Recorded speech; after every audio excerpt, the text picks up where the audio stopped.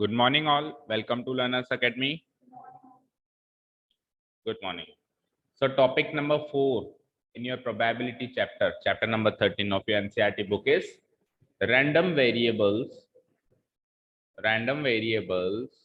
and its probability distribution. वैसे तो second last topic है, but as per your syllabus this year, this is the last topic for the chapter and for your course also.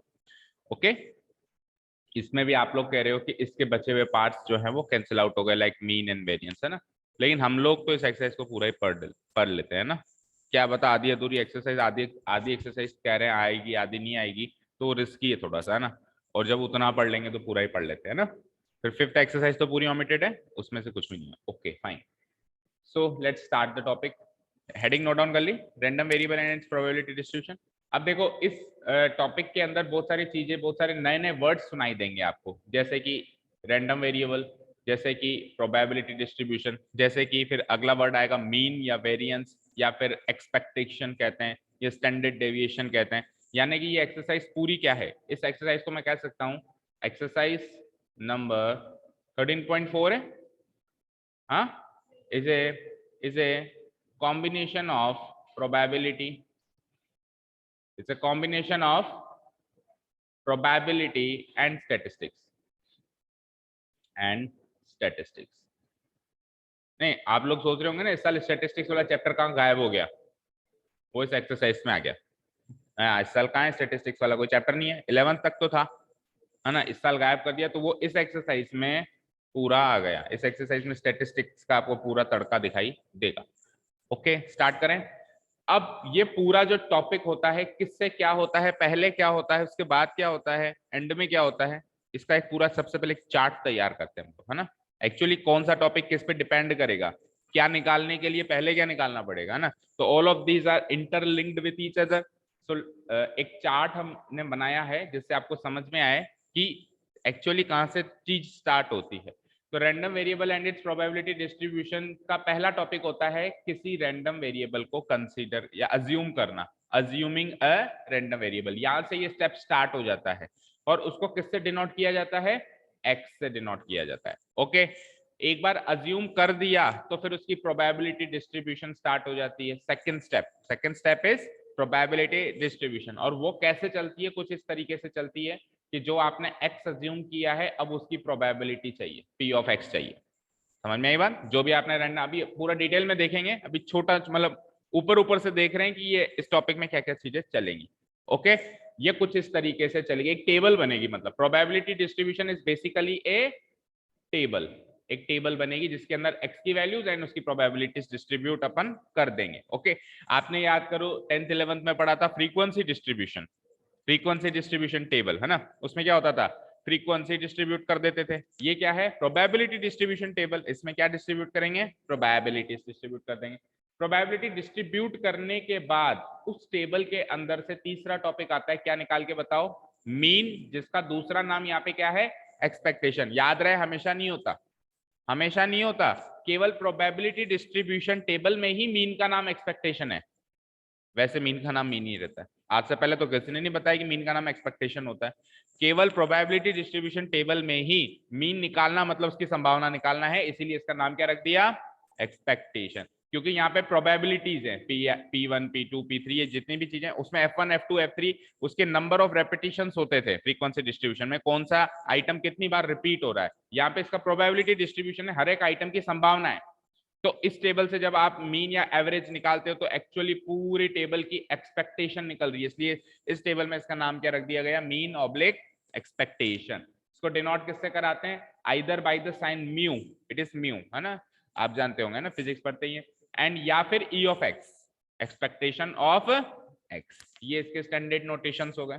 एक बार mean या expectation निकल गया तो next topic होता है उसकी मदद से वेरिएंस निकालना। किसकी मदद से, मीन या एक्सपेक्टेशन की मदद से वेरिएंस निकालना। अब वेरिएंस क्या है जब आएगा तभी बताएंगे, है ना। वेरिएंस मतलब होता है वेरिएबिलिटी। चलो बता देते हैं, वेरिएबिलिटी आपका हर एक आइटम एक्चुअल मीन से कितना दूर है, आपका हर एक आइटम मीन आपने निकाल लिया ना, उससे कितना दूर है, ये होती है वेरिएबिलिटी या फिर वेरिएंस। इन शॉर्ट डिनोट किससे कराते हैं, VAR of x, variance of x. Okay, and last topic जो बनता है वो होता है स्टैंडर्ड डेविएशन। स्टैंडर्ड डेविएशन का साइन कुछ इस तरीके का होता है, कैसे रीड करते हैं इसको, सिग्मा ऑफ एक्स, ठीक है ना।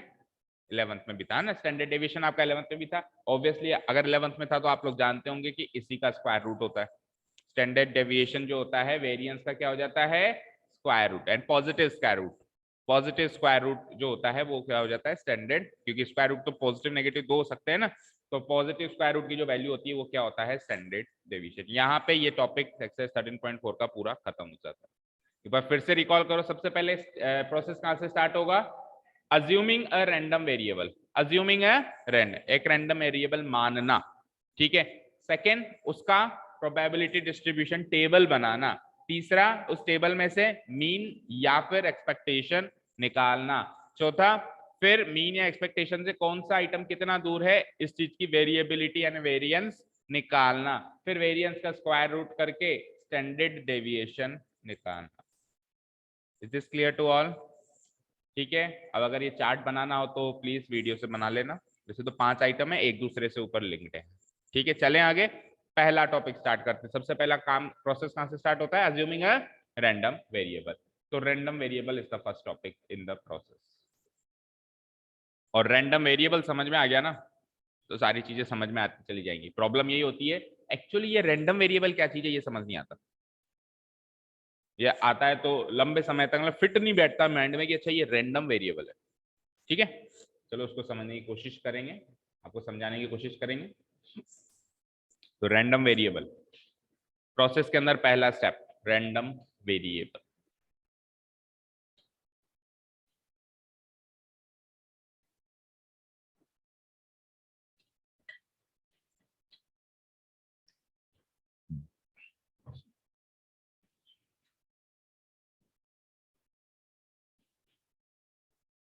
बॉटल,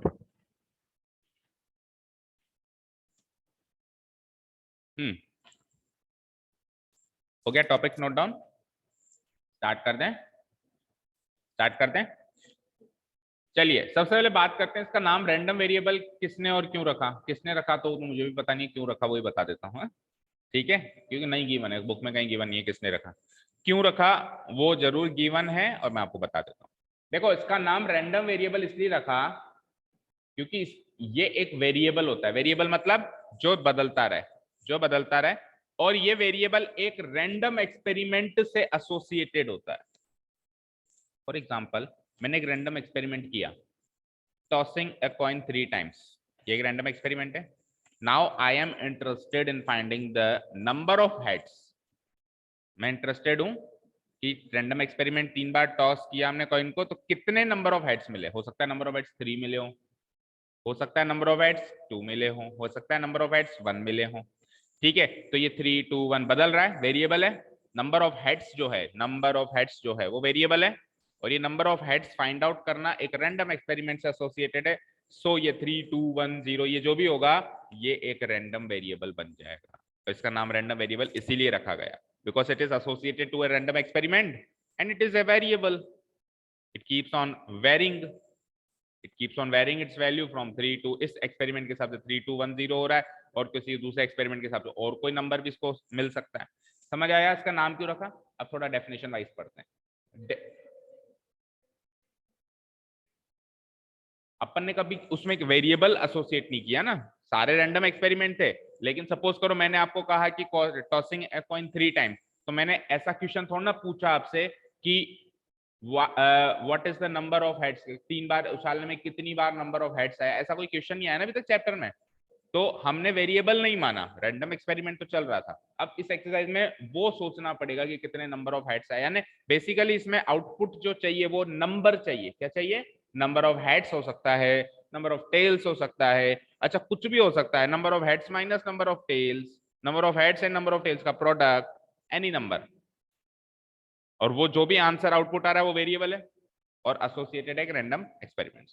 ठीक है, अब ये जो एनसीईआरटी डेफिनेशन है ये पहली बार पढ़ने में तो बिल्कुल ऊपर से जाती है, बट डोंट वरी आपको समझाएंगे। एक बार पढ़ो क्या कहता है, ए random variable is a real valued function.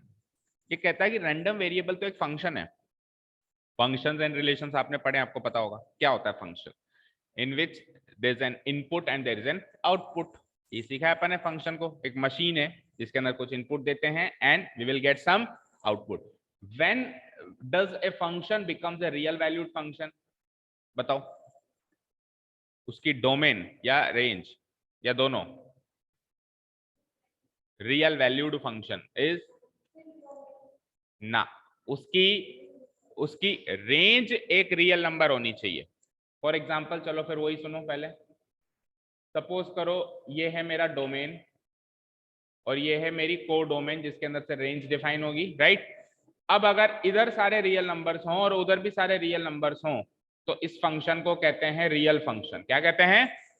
और इधर से मतलब नहीं है पर उधर रियल नंबर हो, यानी आउटपुट एक रियल नंबर निकल के आए, इनपुट से मतलब नहीं है। इनपुट चाहे से कोई रियल नंबर हो, चाहे से नहीं हो, चाहे से नंबर ही नहीं हो सकता है कि इनपुट नंबर ही नहीं हो, ठीक है ना, लेटर्स हो ए बी सी, ऐसे लेटर्स भी हो सकते हैं ना, लेकिन आउटपुट फिर भी एक रियल नंबर निकल के आए, उस फंक्शन को क्या कहते हैं? Real valued function. ओके, तो यहाँ पे ये क्या कह रहा है कि एक रैंडम वेरिएबल एक रियल वैल्यूड फंक्शन है, दैट मींस इनपुट आप कुछ भी डालोगे आउटपुट 100% एक रियल नंबर निकल के आएगा।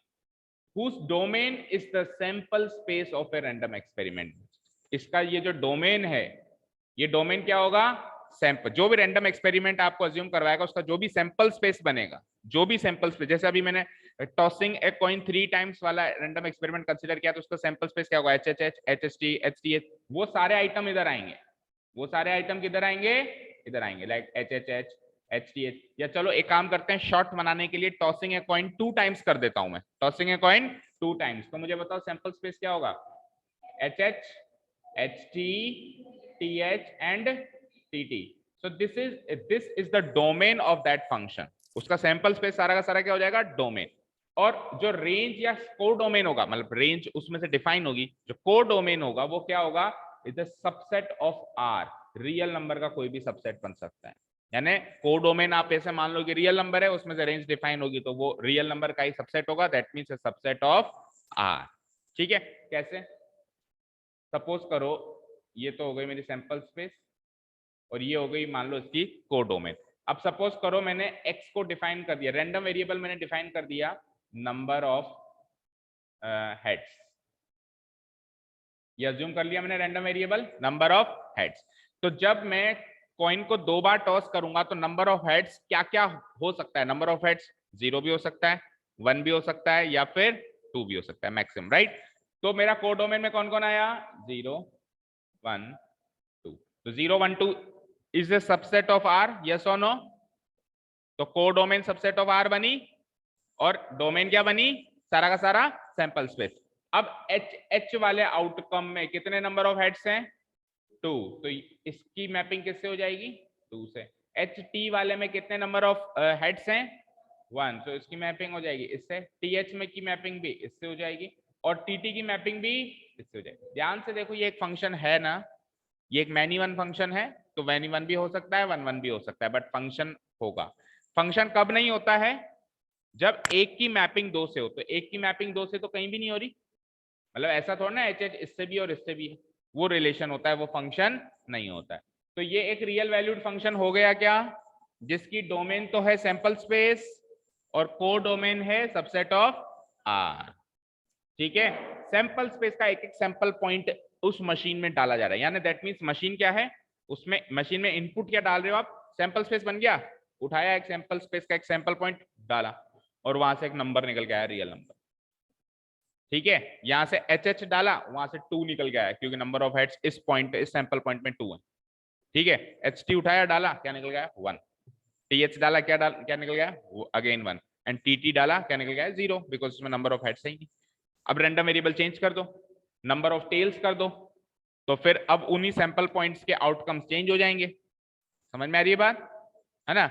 मैं ऐसे भी लिख सकता हूं number of heads minus number of tails, ये भी मैं डिफाइन कर सकता हूं, कुछ भी डिफाइन कर सकता है वो रैंडम वेरिएबल। समझ में आया यहां तक? क्लियर? हाँ, एनी रियल नंबर, एनी। देखो यहां पे इंटीग्रल आ रहा है, लेटेस्ट से मैंने कह दिया random variable is number of heads divided by number of tails, right.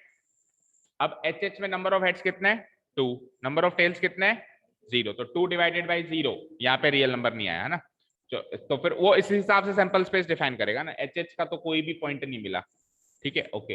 H का बताओ number of heads and number of tails, 1 divided by 1 is 1, okay. इसमें 1 डिवाइडेड बाय 1, इसमें 2 डिवाइडेड बाय, नहीं 0 डिवाइडेड बाय 2, अच्छा इस बार तो नहीं आया, बट आ सकता है, अभी आएंगे एक्सपेरिमेंट्स और भी आएंगे जिसके अंदर कुछ भी वैल्यूज निकालेंगे अपन, तो जरूरी नहीं इंटीग्रल वैल्यू आए, डेसिमल वैल्यू भी आ सकती, कुछ भी डिफाइन कर सकता है ना यार, number of heads divided by number of tails minus number of heads, कुछ भी सोच के ये कह देगा, तो उसका आंसर जरूरी थोड़ा ना इंटीग्रल वैल्यू है, आ सकती है डेसिमल वैल्यू भी, ठीक है, क्लियर है, कोई डाउट नहीं है, ठीक है। तो एक बार डेफिनेशन लिखिए, एनसीईआरटी की ऑफिशियल डेफिनेशन है, ए random variable is a real valued function whose domain is the sample space of a random experiment and codomain is the subset of R, and codomain is the subset of R.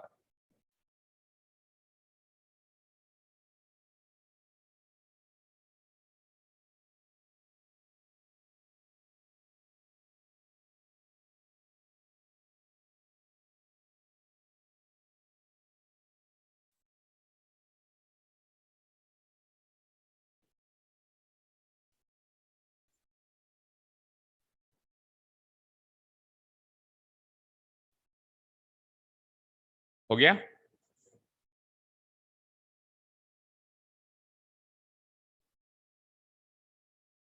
Are बोले तो real numbers, bracket में लिखा हुआ है, are का मतलब क्या assume करेंगे आप, वैसे आर मतलब रियल नंबर्स ही होता है, बट फिर भी क्लियर कर दिया क्योंकि बहुत टाइम हो गया ना वो रिलेशन फंक्शन वाले चैप्टर को छोड़े, तो आर मींस कुछ और ना मान ले, तो आर मतलब क्या है यहाँ पे, रियल नंबर्स।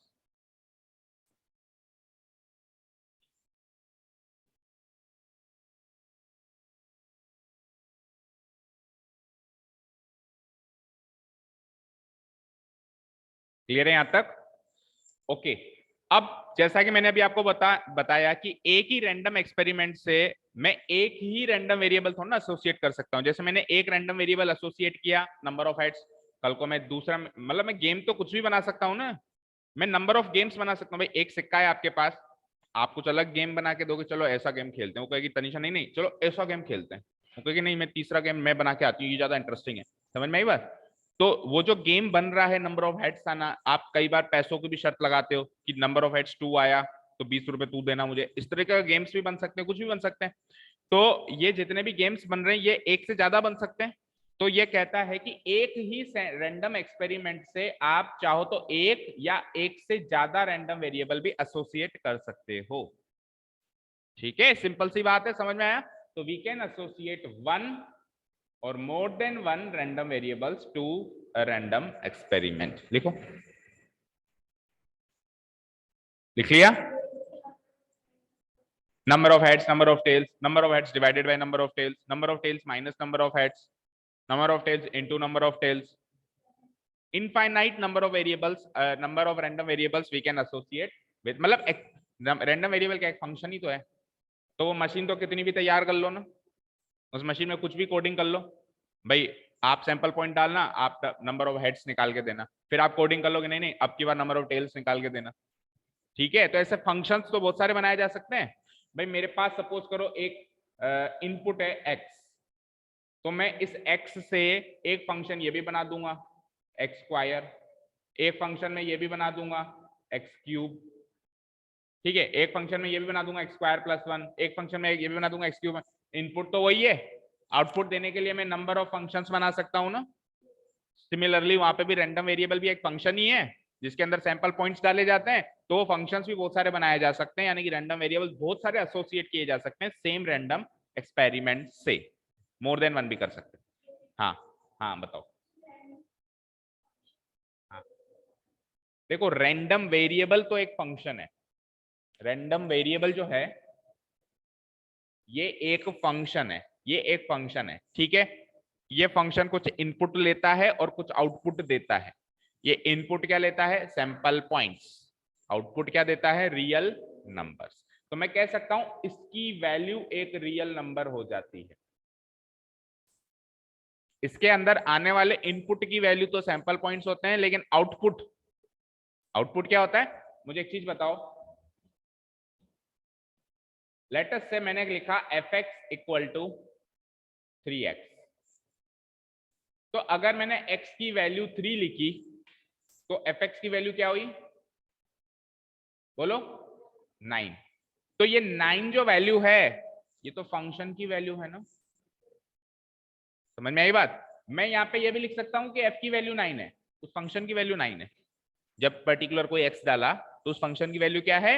9 है। तो उसी तरीके से यहाँ पे जो ये f है ना, इस कंडीशन में ये f वो रैंडम वेरिएबल है। जैसे f यहाँ पे फंक्शन का काम कर रहा है, वहां पे रैंडम वेरिएबल क्या काम कर रहा है? फंक्शन का काम कर रहा है। इस रैंडम वेरिएबल की जो वैल्यू जैसे यहाँ 9 आ रही है, वैसे कोई रियल नंबर वैल्यू निकल के आएगी। और इसका इनपुट क्या होगा? जैसे यहाँ पे x इनपुट है, वहां पे सैंपल पॉइंट्स क्या होंगे? इनपुट होंगे। समझ आया? Is this clear? Random variable 3x कह दो, 3x की वैल्यू fx ही तो है। देखो यहाँ पे fx को कह दो तो रैंडम वेरिएबल, या उसकी वैल्यू को कह दो 3x को, ये सिंपली f को भी कह सकते हो। समझ में आई बात? क्लियर है? वो था, हाँ, जो मैंने कहा अभी नंबर ऑफ हेड्स, तो नंबर ऑफ हेड्स क्या है? वहां पे रैंडम वेरिएबल है। x तो इनपुट है बेटा, x तो इसका इनपुट है। ये नहीं कर रहा? ये नहीं कर रहा क्या? ये भी कर रहा है ना। और सुनो, x वहां पे नॉन रियल होगा, x वहां पे क्या होगा? Non real. जैसे H H H H H T, non real things को अपन उस वे में थोड़ा ना सोचते हैं कि ये वेरी कर रहा है कि नहीं कर रहा है। रियल नंबर्स को सोचते हैं ना कि 3 2 1 ये वेरी कर रहा है। एच एच एच और एच एच टी हालांकि बदल गया, लेकिन अपन ऐसे बोलते थोड़ा ना मैथ्स में कि एच एच एच बदल रहा है ना, नंबर बदलता है ना। तो इनपुट थोड़ा ना बदलेगा, मतलब इनपुट बदल रहा है in the sense, common sense से देखें तो इनपुट बदल रहा है, बट मैथ्स के सेंस से देखें तो एक नंबर थोड़ी ना ये तो सैंपल पॉइंट है। समझ आया? क्लियर है? इसकी ओवरऑल इसकी वैल्यू बदल रही है। जैसे यहाँ पे fx की वैल्यू 9 आई, कल को 8 आ सकती है, कल को 7 आ सकती है, कल को 6 आ सकती है, तो ये है वेरिएबल, और ये वेरिएबल एक रैंडम एक्सपेरिमेंट से एसोसिएटेड है। Okay, clear?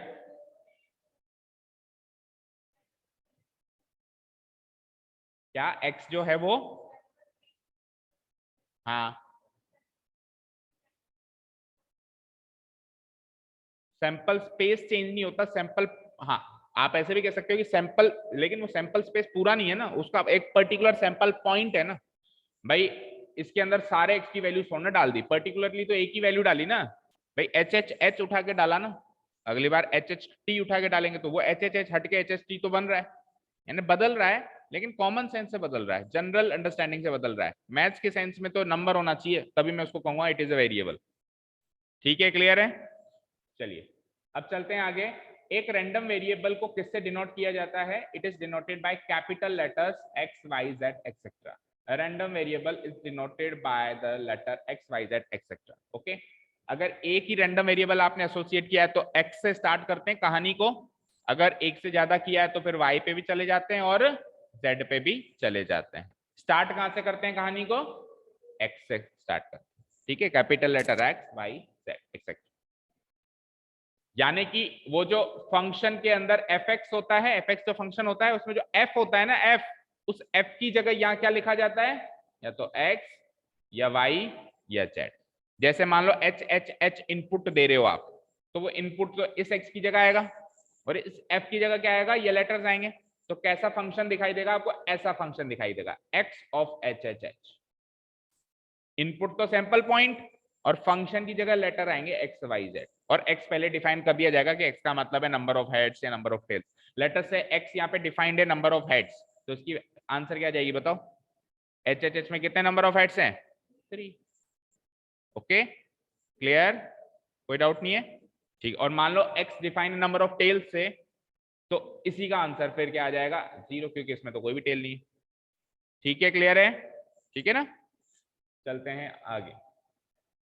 ये तो हो गई रैंडम वेरिएबल की डेफिनेशन। अब बात करते हैं इसकी प्रोबेबिलिटी डिस्ट्रीब्यूशन, और फिर एक एग्जांपल लेंगे आगे बढ़ने से पहले। नेक्स्ट टॉपिक नोट डाउन करें, probability distribution of random variable.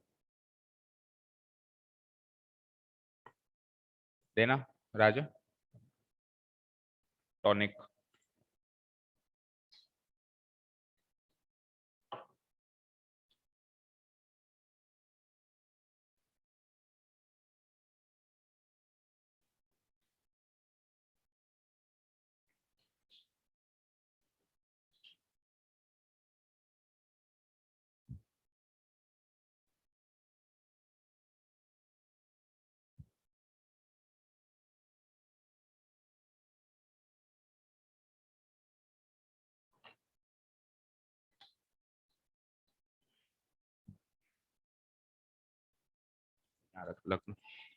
हाँ हाँ हाँ, गर्म पानी मेरे लिए टॉनिक का काम करता है।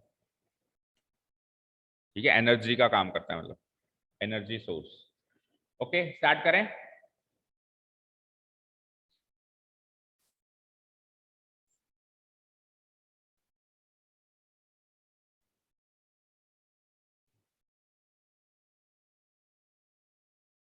ठीक है, स्टार्ट करें।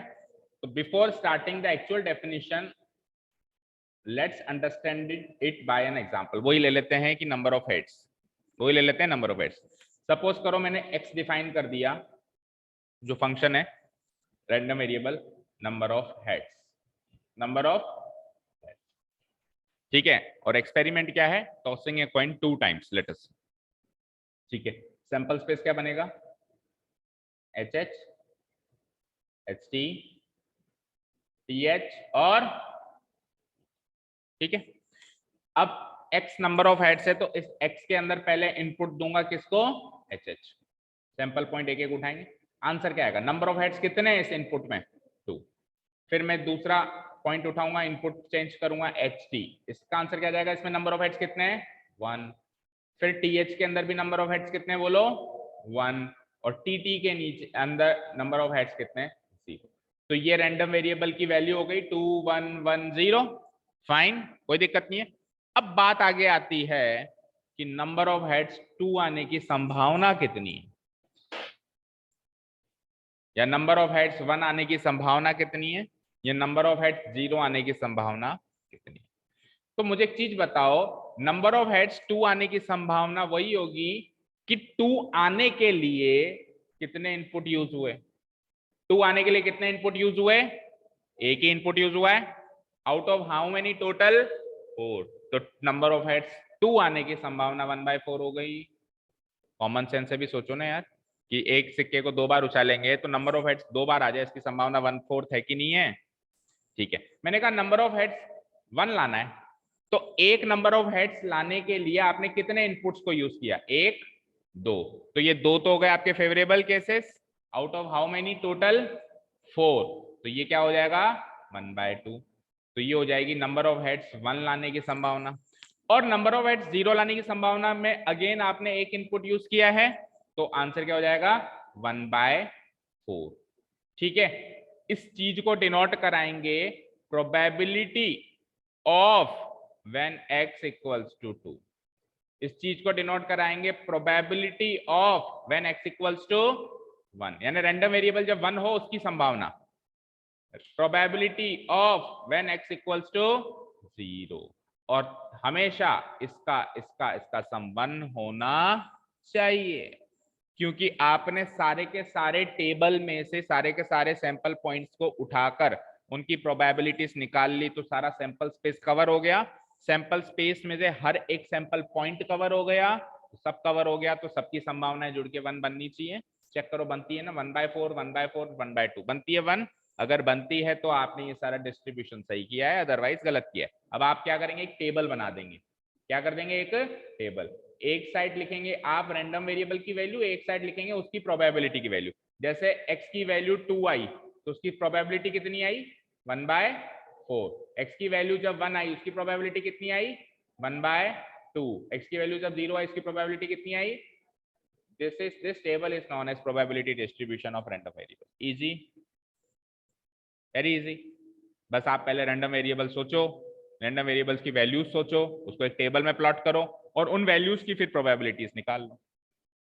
वो प्रोबेबिलिटी कैसे निकालेंगे, वो रैंडम वेरिएबल कितने इनपुट से आया है, वो फेवरेबल केसेस हो गए, आउट ऑफ सैंपल स्पेस में जितने भी केसेस हैं वो टोटल केसेस हो गए। इजी। अब स्टार्ट करें ऑफिशियल डेफिनेशन, चलते हैं। The probability distribution of a random variable x is a table. It's actually a table of two columns and columns two होंगे, नहीं columns two क्यों होंगे? अच्छा, इन्होंने इसको और इसको कॉलम मान लिया। ये टेबल ऐसे भी बन सकती है ना एक्चुअली ये टेबल ये ऐसे है, इधर x है और इधर प्रोबेबिलिटी ऑफ x है ना। ये भी स्पेस के कारण उन्होंने हॉरिजॉन्टली बनाई हुई है, बट एक्चुअली जब अपन क्वेश्चन करेंगे तो we will draw a table like this. आपको सर ऐसे क्यों, ऐसे क्या दिक्कत है? क्योंकि उसके आगे मीन और वो भी निकालने होते हैं, तो मीन और वो निकालने होते हैं तो टेबल ऐसी अच्छी लगेगी, ऐसी अच्छी लगेगी, ऐसी अच्छी लगेगी, ताकि तीसरा कॉलम भी बनाया जा सके, चौथा कॉलम भी बनाया जा सके। समझ में आया? तो इसलिए ऑफिशियल डेफिनेशन में उसने दो कॉलम बताया। Okay, of two columns in which one column contains all the values of X. भाई एक कॉलम में तो वो सारे वैल्यूज होंगी जो x ले सकता है, which x can take, and the other column will contain the respective probabilities of all those values of x जो जो वैल्यूज ले सकता है उनकी रेस्पेक्टिव प्रोबेबिलिटीज दूसरे कॉलम में आ जाएंगी। That means one column will contain the values of x, other will contain values of probability of x। अब x क्या क्या वैल्यूज ले सकता है, उसके लिए हाल फिलहाल के लिए स्टैंडर्ड नोटेशन है, x1 ले सकता है, x2 ले सकता है, x3 अप टू xn, और यहाँ पे उनकी प्रोबेबिलिटीज को डिफाइन कर दिया। x1 की probability p1, p2, small p1, small p2, small p3 up to small pn। अब x जैसे यहाँ पे 0 1 2 था तो 1 2 3 और फिर 0 1 2 की नीचे प्रोबेबिलिटीज आ गई। सपोज करो टॉसिंग कॉइन 3 टाइम्स होता तो 0 1 2 3 भी बनता ना नंबर ऑफ हेड्स। 0 1 2 पे थोड़ा अटक जाता, क्योंकि नंबर ऑफ हेड्स उसमें 3 भी हो सकते हैं। मान लो टॉसिंग कॉइन 4 टाइम्स है तो रैंडम वेरिएबल की वैल्यू क्या क्या हो सकती है? 0 1 2 3 4 भी हो सकती है, मैंने कहा कि टॉसिंग है कॉइन 100 टाइम्स, टॉसिंग है कॉइन 100 टाइम्स, अब नंबर ऑफ हेड्स निकालो तो रैंडम वेरिएबल की वैल्यू क्या बन सकती है? 0 1 2 3 4 5 से up to 100 number of heads भी आ सकते हैं, और फिर उनकी अलग अलग प्रोबेबिलिटीज भी निकलेगी। समझ आया? चलो नोट डाउन करो। हाँ हाँ हाँ हाँ हाँ, रैंडम वेरिएबल की वैल्यू तो एक नंबर आ रही है ना। जो रैंडम वेरिएबल का फंक्शन का बेटा, अगर मैं पूछूं कि फंक्शन की वैल्यू बताओ, तो फंक्शन की वैल्यू उसका इनपुट होता है या उसका आउटपुट होता है? आउटपुट। तो रैंडम वेरिएबल का आउटपुट तो एक नंबर है ना, तो उस रैंडम वेरिएबल की वैल्यू उसका आउटपुट है, ये 0 1 2 3 जो भी आ रहा है, number of heads number of tails जो भी आ रहा है। ओके, फंक्शन की भी वैल्यू होती है, function is a machine, that is fine, but function की वैल्यू कोई का है तो फंक्शन की वैल्यू का मतलब फंक्शन का output. Okay, not the input. ठीक है, क्लियर? चलो नोट डाउन करो।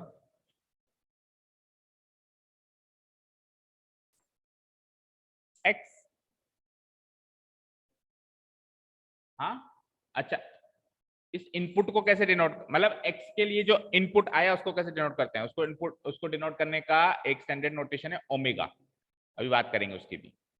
बट इस टेबल के अंदर, इस टेबल के अंदर इनपुट का कहीं जिक्र होता ही नहीं है ना। बताओ, इस टेबल के अंदर मैं थोड़ी ना H H H H H T लिखूंगा, बस 0 1 2 3 लिखूंगा और उसकी प्रोबेबिलिटी लिखूंगा, तो इसीलिए यहाँ पे कहीं वो चीज आपको दिखाई नहीं दे रही। ठीक है ना, क्लियर है? सैंपल पॉइंट बचे से बहुत सारे हैं तो उसको ओमेगा से डिनोट करते हैं, x of omega a real number होगा। अब वो ओमेगा एच एच एच भी हो सकता है, वो ओमेगा एच एच टी भी हो सकता है, वो ओमेगा एच टी एच भी हो सकता है। ओके, ठीक है।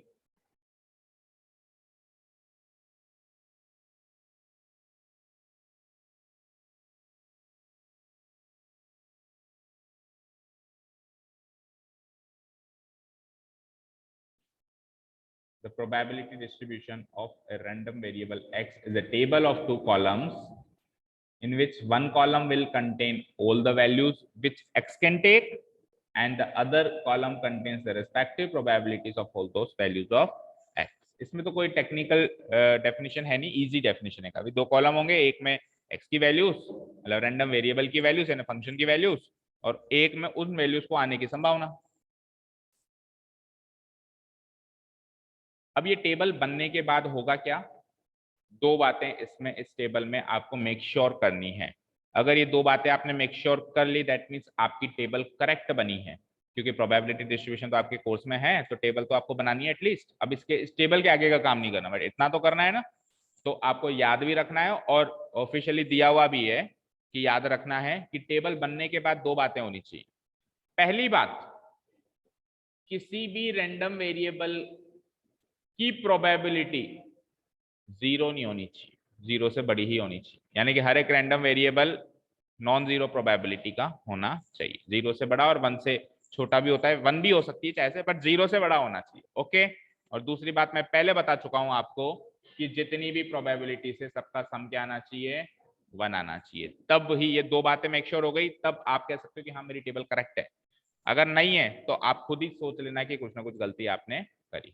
ठीक है, तो यहाँ पे लिखा हुआ भी है where probability of P I is greater than zero. P I मतलब ये P1 भी हो सकता है, P2 भी हो सकता है, P3, यानी किसी भी रैंडम वेरिएबल की प्रोबेबिलिटी जीरो से बड़ी होनी चाहिए।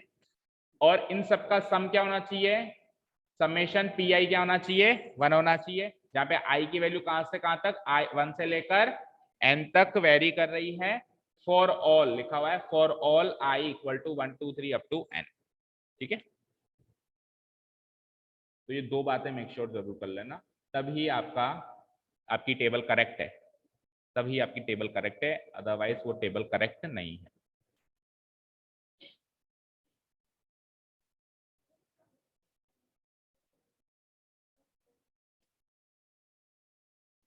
हाँ, अगर आप अलग अलग आइटम उठाओगे तो ये तो कॉलम की हेडिंग हो गई ना।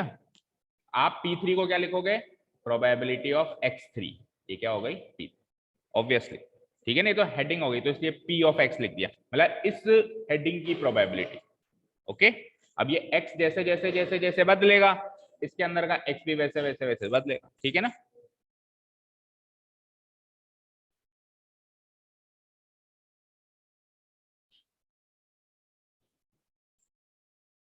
तो यहाँ पे आपका ये random variable and its probability distribution खत्म होता है, यानी एज पर योर कोर्स तो खत्म हो चुका है, इससे ज्यादा आएगा नहीं। बट हमने कहा कि मीन और वेरिएंस में हम पढ़ लेते हैं ना, फॉर अवर नॉलेज से। तो लेकिन उससे पहले एक एग्जांपल ले लेते हैं, यहां तक करने के बाद अब मीन वेरिएंस बाद में शुरू करेंगे, एक एनसीईआरटी एग्जांपल ही उठा लेते हैं। ठीक है,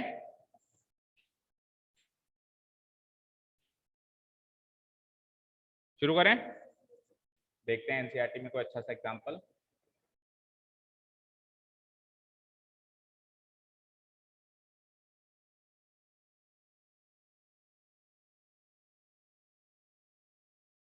अच्छा, क्वेश्चन जैसे इसमें ये भी दिए हुए हैं, क्योंकि अब आपके मीन और वेरिएंस वाले क्वेश्चंस नहीं है, तो अब जो क्वेश्चन बनते हैं वो टेबल बनाने के बनते हैं। ठीक है, और एक अजीबोगरीब क्वेश्चन होता है कि प्रूव करो कि एक्स रैंडम वेरिएबल है, मतलब एक्स वो कह देगा कि नंबर ऑफ हेड्स हैं, अब प्रूव करो कि एक रैंडम वेरिएबल है। तो उसको प्रूव करने के लिए हम क्या करेंगे, पहले तो हम एक्स की वैल्यूज लिख देंगे, मतलब वो टेबल बना देंगे, है ना, प्रोबेबिलिटी डिस्ट्रीब्यूशन कर देंगे। फिर हम लिखेंगे कि एक्स का इनपुट तो सारे के सारे सैंपल पॉइंट्स हो रहे हैं और एक्स का आउटपुट एक रियल नंबर आ रहा है, hence x is a random variable. यही उसका प्रूफ है। भाई उसको रियल वैल्यूड फंक्शन प्रूव कर दो। रियल वैल्यूड फंक्शन मतलब उसका जिसकी वैल्यू रियल नंबर आनी चाहिए, और उसका इनपुट क्या है, सारे के सारे सैंपल पॉइंट। ठीक है ना, तो एक तरीके से डिसएडवांटेज है। अब ऐसे अजीबोगरीब क्वेश्चन आएंगे, इससे अच्छा मीन वेरिएंस अगर वो शामिल होता तो सीधे सीधे मैथमेटिकल क्वेश्चन आ जाते। ठीक है, चलो तो एग्जांपल देखते हैं। एग्जांपल नंबर ये वाला अच्छा है 22। इस तरह के क्वेश्चंस आप एक्सपेक्ट कर सकते हो एग्जाम में। पूरा कवर हो गया, देखो रीड आउट करते हैं। A person plays a game of tossing a coin thrice. एक पर्सन गेम खेलता है कि कॉइन को 3 बार टॉस करना है ना। ठीक है, फॉर ईच हेड, हर एक हेड के लिए he is given ₹2 by the organiser of the game. जितनी बार हेड आएगा हर एक हेड के 2 रुपए उसको मिलेंगे। ठीक है ना, and for each tail he has to give ₹1.5 to the organiser, और हर एक टेल का उसको ₹1.5 देना होता है। समझ आया, हेड का तो उसको 2 मिलता है और टेल का उसको ₹1.5 देना होता है ना। इस खेल में वित्तीय जोखिम शामिल है ना, तो कृपया आपने क्या बोलते हैं इसको, विवेक से इसको खेलें, इसमें वित्तीय जोखिम शामिल है, इसकी लत लग सकती है ना। ठीक है, वो 2x स्पीड में बोलता है, पहले तो कह देता है खेलो और बाद में कह देता है कि हार गए तो हमारी गारंटी नहीं। Okay, let x denote the amount gained or lost by the person। x का मतलब ऐसे मान लो, x को डिफाइन कर रहे हैं, अज्यूम कर रहे हैं कि उस पर्सन के द्वारा कितना अमाउंट गेन किया गया या लॉस किया गया, यानी उसका लाभ हानि, उसका प्रॉफिट एंड लॉस मान लो एक्स है, यानी एक्स का आंसर क्या आएगा, जो भी वो पर्सन या तो प्रॉफिट कमा सकता है, हम एक काम करेंगे प्रॉफिट को पॉजिटिव ले लेंगे एंड लॉस को नेगेटिव, क्योंकि वैल्यू तो आपको क्या चाहिए, एक रियल नंबर चाहिए। ठीक है, show that X is a random variable, आ गया वही क्वेश्चन कि आपको शो करना है कि एक्स एक रैंडम वेरिएबल है and exhibit it as a function on the sample space of the experiment, sample space of the experiment के ऊपर इसको फंक्शन के तौर पर एग्जिबिट करो, यानी कि इसको प्रूव करके बताओ या दिखा के बताओ। हालांकि इस क्वेश्चन में प्रोबेबिलिटी डिस्ट्रीब्यूशन नहीं है, केवल रैंडम वेरिएबल का ही ये क्वेश्चन। ठीक है, देखो कैसे हम इसको स्टार्ट करेंगे, इसको बिल्कुल अपन line to line read out करते हैं ताकि आपको पूरी नॉलेज हो। देखो क्या कहता है ये, x is a number whose values are defined on the outcomes of a random experiment, therefore x is a random variable, खत्म। x is a random variable prove कर दिया। क्या, x is a number, x एक number है और number variable होता है, ठीक है, जिसकी वैल्यूज डिफाइन की गई है रैंडम एक्सपेरिमेंट के आउटकम्स के ऊपर। ठीक है, x एक वेरिएबल नंबर है जिसकी वैल्यूज कैसे डिफाइन हो रही हैं, रैंडम एक्सपेरिमेंट के आउटकम के आधार पर डिफाइन हो रही है, उसके ऊपर डिफाइन हो रही है, इसीलिए x एक रैंडम वेरिएबल है। तो ये जो था ना, show that x is a random variable, इसको तो यहीं पे खत्म कर दिया अपन। ठीक है, अब इसको एग्जिबिट करना है सैंपल स्पेस के फंक्शन के रूप में, है ना, उसको एग्जिबिट करना स्टार्ट करते हैं अपन, है ना। तो देखो सैंपल स्पेस ऑब्वियसली ये होगा HHH, HST, STS, THH, STT, THT, TTH, TTT। देखो मैंने हमेशा आपको कहा है कि जब भी कोई सैंपल स्पेस बनाओ तो सिस्टमेटिकली बनाओ। जैसे इसमें बना हुआ है 3 हेड्स, ये हो गए 2 हेड्स, ये हो गए 1 हेड और ये 0 हेड। तो उसने तो अब जाके ये बात कही है, लेकिन मैं तो आपको शुरू से ही कह रहा था कि अब सिस्टम शुरू से ही ऐसा बनाओ। अगर मान लो आप शुरू से सिस्टम वैसा नहीं बनाते हो तो इस एक्सरसाइज में आगे बड़ी तकलीफ हो जाती। ठीक है ना, तो इस तरीके से सैंपल स्पेस बनाना है सबको सिस्टमेटिक, ऐसे नहीं भी कोई भी सैंपल पॉइंट कभी भी सोच लिया डाल दिया, है ना, उससे क्या होगी, हमेशा गलती होगी। ठीक है, हाँ देखो इसने कहा कि x का मतलब क्या है, अमाउंट गेन्ड या अमाउंट लॉस्ट। तो अमाउंट जो मिलेगा या लॉस होगा वो एक नंबर होगा, और ये नंबर किस पे डिफाइन करेगा, किस पे डिपेंड करेगा, रैंडम एक्सपेरिमेंट के आउटकम, जो आउटकम आएगा उस पर तो डिपेंड करेगा भाई मैं कितना जीत के जाऊंगा या कितना लॉस करके जाऊंगा। तो कोई भी नंबर जो वेरी कर रहा है वो वेरिएबल है, and if it is dependent on a random on the outcomes of a random experiment, तो वेरिएबल वो रैंडम वेरिएबल बन जाएगा। ठीक है, सैंपल पॉइंट्स ये आउटकम ही तो है, इस आउटकम पे तो डिपेंड कर रहा है भाई, HHH के हिसाब से कुछ अलग अमाउंट गेन या लॉस होगा, HHT के हिसाब से कुछ अलग अमाउंट गेन या लॉस होगा, THH के हिसाब से कुछ अलग अमाउंट गेन या लॉस। तो वो जो भी अमाउंट गेन या लॉस करता है, it is dependent on what, it is dependent on these outcomes of this random experiment. So that outcome, that number x is a random variable because it is variable and it is dependent on the outcome of a random experiment। ठीक है, clear है। चलो अब start करते हैं। Sample space बना दिया हमने, बना दिया। अब क्या करेंगे, एक एक सैंपल पॉइंट को उठाएंगे और उसके ऊपर क्या करेंगे, ये रैंडम वेरिएबल वाला फंक्शन अप्लाई करेंगे, चेक करेंगे इस रैंडम वेरिएबल की वैल्यू क्या आती है। फॉर एग्जाम्पल अभी अगली स्क्रीन पे भी देख लेंगे, अपन पहले थोड़ा सा खुद ही ट्राई करते हैं। एक्स ऑफ HHH, यानी कि इस मशीन के अंदर जब आप HHH दोगे तो कितना अमाउंट गेन या लॉस होगा ये पता करना। तो हर एक हेड के उसको कितने रुपए मिलते थे, इसमें इस इनपुट में कितने हेड हैं, 3, तो I will say 2 into 3 rupees 6 का गेन होगा, +6 लिख सकते हो, चलो रुपीज हटा दो क्योंकि we are talking about real number, तो +6 लिख सकता हूं। ठीक है, चलिए अब सुनना, इसके अंदर सेम आउटपुट मिलेगा या नहीं मिलेगा, ये कॉमन सेंस से आपको सोचना है, क्योंकि तीनों में 2 हेड्स एंड 1 टेल है, उसमें भी 2 हेड्स एंड 1 टेल है। इस एक्सपेरिमेंट में जरूरी नहीं है, किसी और एक्सपेरिमेंट हो सकता है कि इन तीनों के अलग अलग आउटपुट्स भी हों। ठीक है, बाकी इस एक्सपेरिमेंट में 2 हेड और 1 टेल के तीनों के सेम आउटकम मिलेंगे ना, तो आप कैसे लिख सकते हो, ऐसे लिख सकते हो कि HHT इनपुट दे लो तो भी वही x की वैल्यू है, या HTH इनपुट दे लो तो भी वही x की वैल्यू है, या फिर THH दे लो तो भी वही x की वैल्यू है। और वैल्यू कितनी है, वो बताओ। दो हेड के उसको 2 इंटू 2 तो मिल गए, और एक टेल का 1.5 वापस भी देना पड़ेगा, तो 1 इंटू 1.5। समझ आया? डेसिमल आ गया ना, देखो x की वैल्यू डेसिमल आ गई। ठीक है, तो ये क्या हो जाएगा, 4 माइनस 1.5 दैट इज 2.5। ओके, अब चलते हैं सिमिलरली इन तीनों में x की वैल्यू सेम आ जाएगी। ठीक है ना, क्योंकि इन तीनों में क्या है, सिंगल हेड है और 2 टेल है। तो इसके लिए क्या लिखूंगा मैं, x of HTT it will be equal to x of THT and it will be equal to x of TTH। और वैल्यू वाइज क्या होगा कि एक हेड का 2 रुपया मिलेगा और 2 टेल का 1.5 जाएगा। तो 2 तो मिला और 2 इंटू 1.5 3 गया, 2 मिला 3 गया, यानी कि -1। तो x की वैल्यू देखो अब नेगेटिव भी आना शुरू कर रही है ना, डेसिमल में भी आ रही है। और लास्ट जो मेरा x की लास्ट वैल्यू क्या बन सकती है, यहां लिख देता हूं x ऑफ TTT। इसमें क्या होगा, -1.5 इंटू 3, क्योंकि मिला तो कुछ नहीं और 1.5 रुपया इंटू 3 चला गया है ना, माइनस का 4.5। समझ आया? ठीक है, तो अब मुझे बताओ उसमें x क्या क्या वैल्यूज ले सकता है। अगर मैं टेबल प्रोबेबिलिटी डिस्ट्रीब्यूशन, वैसे इस क्वेश्चन में पूछा नहीं है बट अगर बनाऊं तो ये तो हो गई मेरी x और ये हो गई उसकी प्रोबेबिलिटी।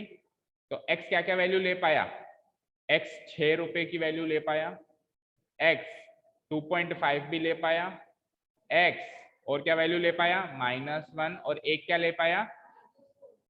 अच्छा, x जो वैल्यू लेगा वो कुछ भी हो सकती है, वो रियल नंबर भी हो सकती है। ऐसा नहीं कि सर रियल वैल्यूड में तो आंसर ही रियल नंबर आता है। रियल वैल्यूड फंक्शन में इनपुट मैटर नहीं करता है, अब वो कुछ भी हमको देखना नहीं है, चाहे से वो रियल नंबर हो चाहे से वो रियल नंबर ना हो। हालांकि ये तो आउटपुट है, ये तो खैर आउटपुट है भाई, यहाँ पे इनपुट तो ये है, लेकिन कल को इनपुट में भी 1 2 3 4 5 कुछ नंबर आ सकते हैं भाई। सपोज करो मैंने डाइस को टॉस किया, तो डाइस के इनपुट तो 1 2 3 4 5 6 ही होंगे, उसके थोड़ा कोई HTH इस तरह के होंगे। समझ रहे में आ रही है ना बात, वो हमको देखना नहीं है। ठीक है ना, तो मैं ऐसे कह सकता हूं कि a real function is always a real valued function. Real function में तो दोनों ही रियल नंबर है, तो वो हमेशा एक रियल वैल्यूड फंक्शन होगा क्योंकि उसका आंसर तो रियल वैल्यू है। But a real valued function can only sometimes be equal to real function. वो तो कभी कभी रियल फंक्शन बनेगा, रियल फंक्शन हमेशा रियल वैल्यूड है। ओके ना, ठीक है। अब इसकी प्रोबेबिलिटी कैसे निकालेंगे, इसकी प्रोबेबिलिटी 6 रुपए आने के लिए आपने सैंपल पॉइंट्स में से कितने सैंपल पॉइंट्स को लिया, एक ही सैंपल पॉइंट को लिया, तो इसकी प्रोबेबिलिटी 1/4। अच्छा 1/8, सॉरी 1/8। ठीक है, हाँ, और ये 2.5 रुपए प्रॉफिट के लिए आपने कितने सैंपल पॉइंट्स को लिया, 1 2 3, तो 3/8। -1 के लिए भी आपने 3 को लिया, 1 2 3, तो इसकी प्रोबेबिलिटी 3/8। एंड -4.5 के लिए अगेन आपने एक ही सैंपल पॉइंट लिया, तो 1/8। इसको सम करेंगे तो 1 आएगा, 3 1 + 3 4 7 1, 8/8 1 हो जाएगा। प्लस हर एक की प्रोबेबिलिटी नॉन जीरो है, जीरो से बड़ी है, so this is the probability distribution of this random variable। समझ आया? हालांकि इस क्वेश्चन में तो केवल ये काम करना था, ये टेबल बनाने का काम नहीं करना था। नहीं देगा ना ऑब्वियसली, अगर देगा तो फिर ऐसा कुछ देगा कि उसमें आपको ये सब नहीं करना, ये सब नहीं करना, सीधे टेबल बनानी है, और टेबल फिर कई बार कॉमन सेंस से बन जाती है। ठीक है, क्लियर है? 36 आउटकम्स हो गए, तो फिर उसमें आप अलग अलग आउटकम नहीं लिखोगे ना, आप ऐसे भी तो लिख सकते हो। जैसे डाई को मैंने 2 बार रोल किया, 36 आउटकम्स हो गए, 36 सैंपल पॉइंट्स हो गए। अब उसमें ये हो सकता है कि सपोज करो मैंने रैंडम वेरिएबल डिफाइन किया कि फर्स्ट डाई पे इवन नंबर है, फर्स्ट डाई पे इवन, तो फिर मैं x ऐसे ही लिख दूंगा ना, an even number on the first die, वो लाइन ही लिख दूंगा, उसका अलग अलग सैंपल पॉइंट्स नहीं लिखूंगा। समझ में आ गई बात? क्लियर है ना? इस तरीके से अपन स्टेटमेंट वाइज भी उसको छोटा कर सकते हैं अगर बड़ा है तो। ठीक है, अभी आएंगे क्वेश्चंस, डोंट वरी। चले आगे, वो आई थी ना अभी -2.5, वो x की तो वैल्यू थी बेटा, कैपिटल x की या स्मॉल x की, ये बताओ। कैपिटल x की तो वैल्यू थी वो, मुझे एक चीज बताओ, यहाँ पे ये कैपिटल एक्स की तो वैल्यू है -1। जब इनपुट एच टी टी मिला तो इस कैपिटल एक्स की वैल्यू तो है -1, ये एक्स की वैल्यू तो डाली है मैंने बेटा। इनपुट तो कुछ भी आ सकता है, इनपुट तो सैंपल पॉइंट्स हैं, वो तो कोई नंबर हो ऐसा कोई जरूरी नहीं है, ये कोई नंबर थोड़ी ना है, ये कोई नंबर थोड़ी ना है। इनपुट तो कुछ भी हो सकता है, दुनिया की कोई भी चीज हो सकती है। आउटपुट एक रियल नंबर होगा, और रियल नंबर तो नेगेटिव भी होता है, डेसिमल भी होता है। ठीक है, ये एक्स के आउटपुट्स हैं, यानी एक्स की वैल्यूज हैं। इनपुट तो कुछ भी हो सकता है, एक नंबर भी हो सकता है, एक नॉन नंबर भी हो सकता है। ठीक है ना, क्लियर है? चलिए, तो इनका सॉल्यूशन भी थोड़ा सा देख लेते हैं, हालांकि अपन ने सॉल्व कर लिया है। देखो वही है, x of H H H, ये इन तीनों का ये, इन तीनों का ये, और इन तीनों का ये। ठीक है, अब आपको यहाँ पे थोड़ा सा डिस्क्रिप्शन में जरूर दे देना, जैसे इन्होंने दिया है, where minus sign shows the loss to the player, thus for each element of the sample space x takes a unique value, hence x is a function on the sample space। हाँ, अब x को function, देखो मेरी बात सुनो, x को function कैसे show करोगे? x को फंक्शन, कोई भी फंक्शन कब होता है? जब हर एक इनपुट पे एक यूनिक आउटपुट मिले। नहीं नहीं, वन वन मैनी वन तो दोनों फंक्शन होते हैं, मतलब एक के दो आउटकम नहीं मिले, एक इनपुट के दो आउटकम अगर मिलते हैं तो वो फंक्शन नहीं होता है। जैसे एच एच एच का आंसर एक ही आया ना, जो भी आया, ऐसा तो नहीं कि एच एच एच का आंसर दो आ रहे हैं, 6 रुपए भी आ रहा है और 10 रुपए भी आ रहा है, नहीं ना। तो x को फंक्शन शो करने के लिए क्या लिखेंगे? x takes for each element of the sample space, x takes a unique value. हर एक पॉइंट के सैंपल पॉइंट को, हर एक को उठाया तो x की एक यूनिक वैल्यू आती गई, इसीलिए x is a function on the sample space, जिसकी रेंज क्या है ये, मतलब आउटपुट क्या क्या आए आपके, ये आउटपुट है। इस केस में वन वन हुआ, लेकिन हमेशा नहीं हो ऐसा जरूरी नहीं है ना। अच्छा, इस केस में भी वन वन क्यों हुआ? एच एच टी और एच टी एच के दोनों का आंसर यही तो था, मैनी वन हुआ ना, हुआ कि नहीं हुआ? मैनी वन हुआ ना, वन वन क्यों हुआ? तीन सैंपल पॉइंट्स का आंसर ये था, तीन सैंपल पॉइंट्स का आंसर ये था, एक का ये था और एक का ये था, तो इट वॉज मैनी वन। ठीक है ना, it was not one one. ठीक है, क्लियर है? चलिए, तो ये था हमारा प्रोबेबिलिटी डिस्ट्रीब्यूशन। आपको लास्ट में रेंज भी लिखनी है उस फंक्शन की, है ना। रेंज मतलब आउटपुट में क्या क्या चीजें पॉसिबल है, यानी एक्स की क्या क्या वैल्यूज पॉसिबल है। जो टेबल के अंदर अपन ने ऊपर वाली रो बनाई एक्स की वैल्यूज वाली, वो वैल्यूज आपको एक सेट बना के लिख देनी है कि इसकी रेंज क्या होगी। X is a function on the sample space. On the sample space का मतलब है इसका डोमेन सैंपल स्पेस है। जैसे अगर मैं लिखता हूं X is a function on R, पढ़ा है ना अपन ने, ऑन आर का मतलब क्या होता है कि इसका डोमेन क्या है, रियल नंबर है। तो इस वाले x का फंक्शन का डोमेन क्या है, सैंपल स्पेस। सैंपल स्पेस में से तो आप एलिमेंट्स उठा के इनपुट दे रहे हो उसको, ठीक है। तो x is a function on the sample space, और उसकी रेंज क्या हो जाएगी, जो भी उसकी पॉसिबल आउटपुट की वैल्यूज निकली। क्लियर है? ठीक है, चलें आगे। चलिए, अब नेक्स्ट टॉपिक है कि प्रोबेबिलिटी डिस्ट्रीब्यूशन भी हो गया, ये डिस्ट्रीब्यूशन यहाँ पे कर ही दिया है। डिस्ट्रीब्यूशन का फिर अपन सीधे डायरेक्ट एग्जांपल उसी में ले लेंगे क्वेश्चंस में, है ना। ये देखो, x इक्वल्स टू 0 तो प्रोबेबिलिटी कैसे निकालेंगे, x इक्वल्स टू 1 तो प्रोबेबिलिटी कैसे निकालेंगे, ये सारी चीजें अपन डिस्कस करेंगे। चलिए, अभी आप लिखिए उसके नेक्स्ट कहानी, क्योंकि टॉपिक तो कंप्लीट करें एक बार के लिए, फिर अपन क्वेश्चंस तो एक्सरसाइज में से और एग्जांपल्स में से करते ही रहेंगे।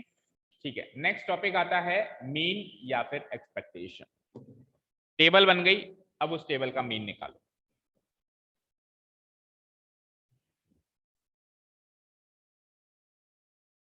Mean oblique expectation.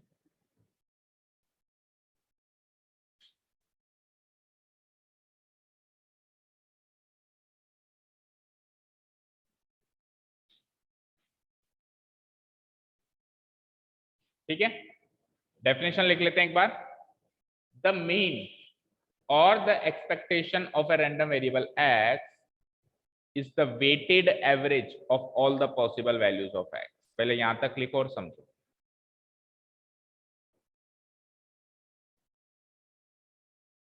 पहले यहां तक लिखो, यहां तक की बात करते हैं पहले।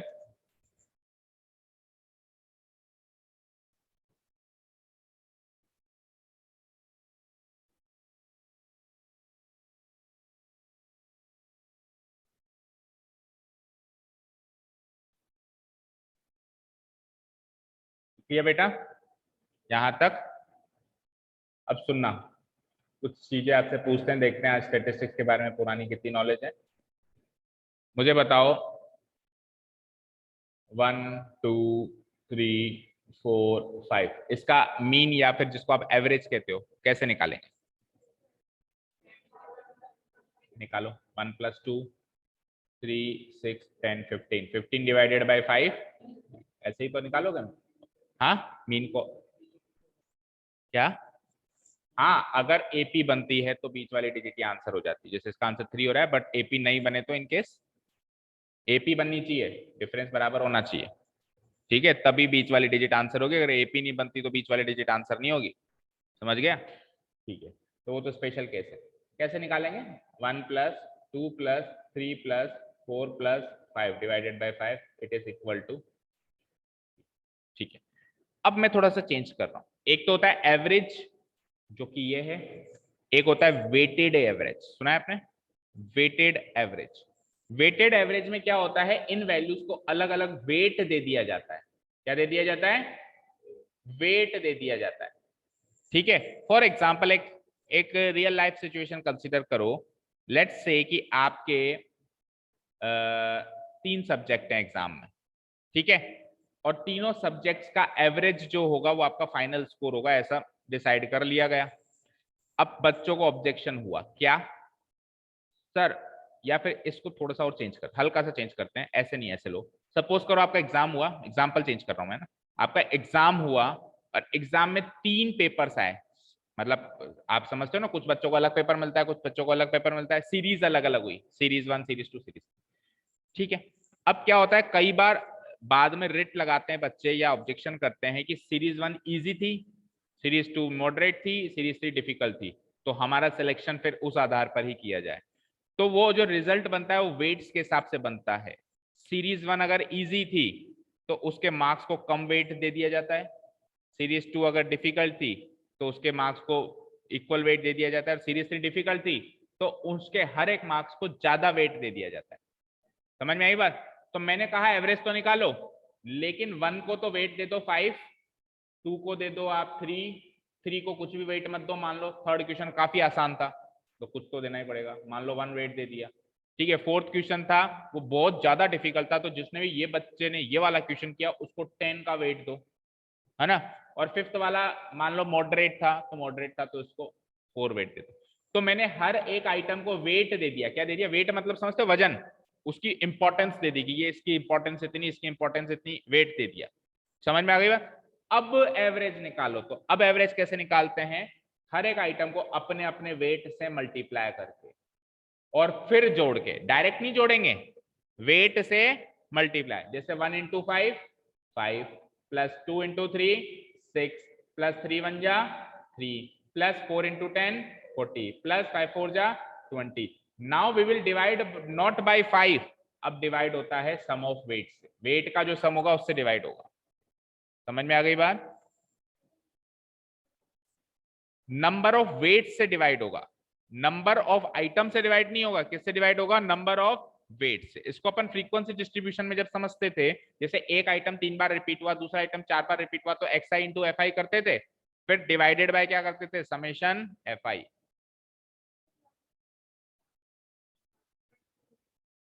मेरी बात सुनो, लेकिन वेट्स दे दिए ना, ऐसे मान के चलो इसकी इंपॉर्टेंस है 10 गुना, तो अब टोटल इंपॉर्टेंस से डिवाइड होगा, तब ही एवरेज निकल के आएगा, ठीक है। अभी एक एग्जांपल और लेता हूं ना, चलो डिवाइड करो, 5 + 3 8 9 19 19 + 4 23।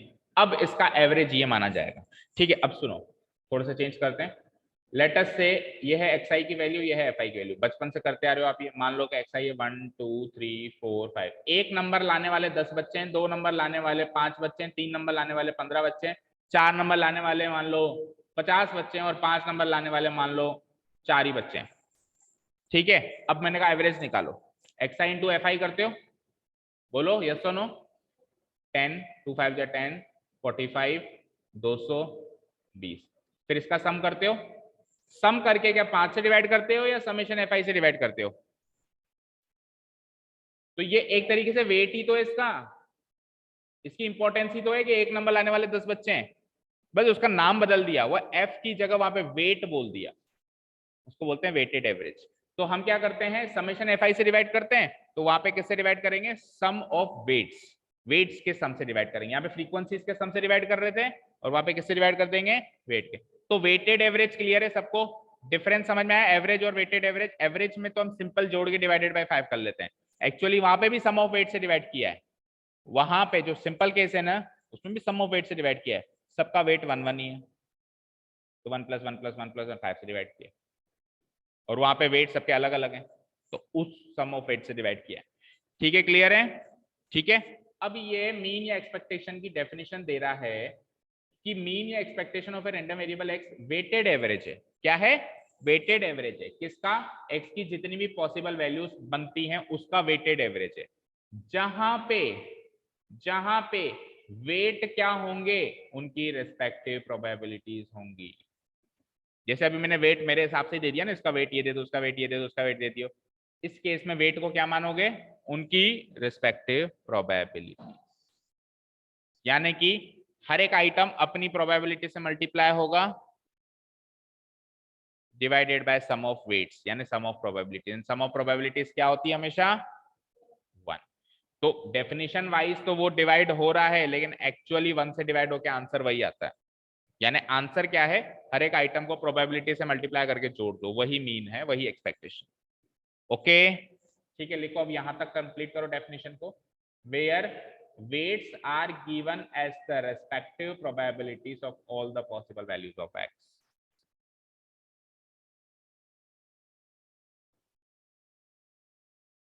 भाई वेट बताना तो पड़ेगा ना, वेट्स किस आधार पे दे रहे हो आप, तो वेट्स किस आधार पे दे रहे हो, उनकी रिस्पेक्टिव प्रोबेबिलिटीज को वेट मान के उनको वही वेट दे रहे हो, जो उनकी प्रोबेबिलिटी है वही उनको वेट के रूप में दे रहे हो।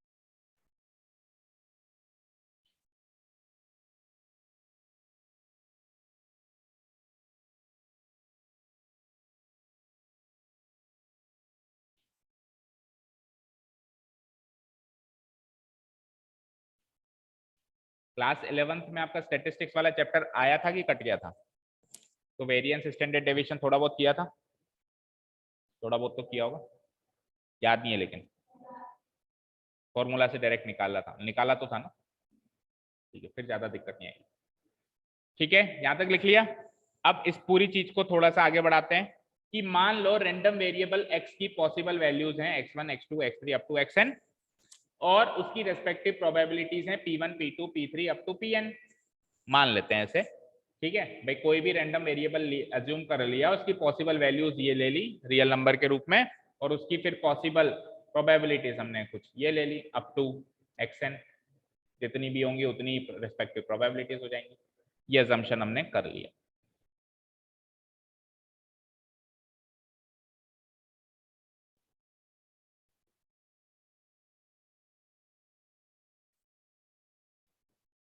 कर लिया अजम्पशन। अब वेटेड एवरेज कैसे निकालेंगे, हर एक आइटम को उसके वेट से मल्टीप्लाई कराएंगे, जोड़ेंगे divided by summation of weights, summation of weights. इस केस में वेट का काम कौन कर रहा है, उनकी प्रोबेबिलिटी, इस केस में वेट का काम कौन कर रहा है, उसकी प्रोबेबिलिटी। तो वेट से मल्टीप्लाई करने का मतलब हो गया उसकी प्रोबेबिलिटी से मल्टीप्लाई करना, यानी करोगे क्या, x1 इंटू p1, फिर प्लस x2 इंटू p2, फिर plus x3 into p3 up to xn multiplied by pn, और divided by sum of weights, sum of weights मतलब p1 plus p2 plus p3 up to pn। तो mean या expectation का formula बन गया हमारे पास, now the mean or the expectation of the random variable x is given by this formula। भाई basic formula तो ये बन गया, the mean or the expectation of the random variable x is given by this formula। Standard notation मैंने आपको पहले chart में भी बता दिया, मीन या एक्सपेक्टेशन का स्टैंडर्ड नोटेशन क्या है, म्यू, या फिर एक्सपेक्टेशन के हिसाब से ई ऑफ एक्स। ठीक है, ये हमेशा मीन का स्टैंडर्ड नोटेशन नहीं है, केवल प्रोबेबिलिटी डिस्ट्रीब्यूशन टेबल में ही है म्यू या ई ऑफ एक्स, वैसे तो एक्स बार होता है मीन का स्टैंडर्ड नोटेशन। ठीक है, म्यू और E of X equal to ऊपर तो देखो किस किस का सम किया, xi इंटू पी आई का सम किया, और नीचे केवल और केवल वेट्स का सम किया पी आई, जहां पे i की वैल्यू 1 से लेके n और जहां पे i की वैल्यू 1 से लेके n। समझ आ रहा है? ये फॉर्मूला समझ में आ गया बेटा? फॉर्मूला समझ में आ गया कि xi इंटू पी आई करना है अलग अलग, x1 into P one, x2 into P two, x3 into P three, फिर उनका समेशन कर देना है। समेशन का मतलब i की वैल्यू जितनी भी है 1 से लेके कितनी भी नेचुरल नंबर तक होगी, और डिवाइडेड बाय नीचे केवल पी आई वाले कॉलम का सम करना है। ठीक है, अब आगे इसके आगे एक कदम और जोड़ दिया, अरे हमको तो पता है हमेशा समेशन पी आई 1 होता है, तो ये वैल्यू तो हमेशा 1 हो गई, यानी मीन की वैल्यू तो केवल यही रह गई, यही रह गई ना। तो फिर रीडिफाइन कर दिया नीचे फॉर्मूला। ये तो बेसिक तरीके से भाई कई बच्चा भूल जाए तो इस तरीके से बना सकता है फॉर्मूला, लेकिन फिर बेसिक फॉर्मूला फाइनल फॉर्मूला क्या बन गया, सो इसकी वैल्यू 1 पुटअप करने के बाद फाइनल फॉर्मूला आता है only the numerator part, only the numerator part. We know that summation P I की वैल्यू 1 होती है,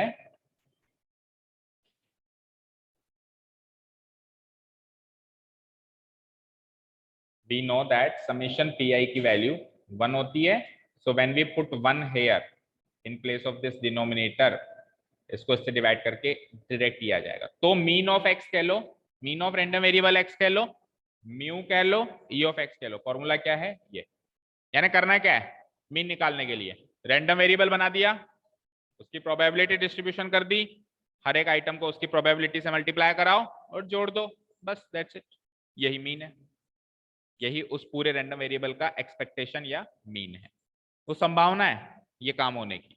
समझ में आ गई बात, क्लियर है? ठीक है, चलिए अब चलते हैं आगे। तो मीन के बाद अगली चीज क्या थी चार्ट में, याद करो, वेरिएंस या वेरिएबिलिटी, और फिर एक लास्ट आ जाता है आपका स्टैंडर्ड डेविएशन। लिखो, नोट डाउन करो, खत्म करते हैं, 10 मिनट का और रहेगा ज्यादा ज्यादा, कल से एक्सरसाइज शुरू करें।